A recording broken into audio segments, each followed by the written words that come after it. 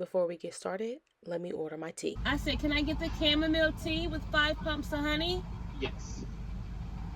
What else for you? That will be all. All right, come on down. We'll see you here at the window. Thank you. Starting over in your 30s looks like freedom. I am designing the life that I am choosing. Every piece of it is well thought out and carefully planned. I know exactly what I want to do. I know exactly how I want to spend my time, and I'm not making excuses for that anymore. I am truly happy about where I am in my life. This year, my word for 2026 is anchor. I am anchored to everything that's important to me. I am anchored to being able to be the woman that I want to be, and I'm just enjoying the freedom that my 30s is giving me.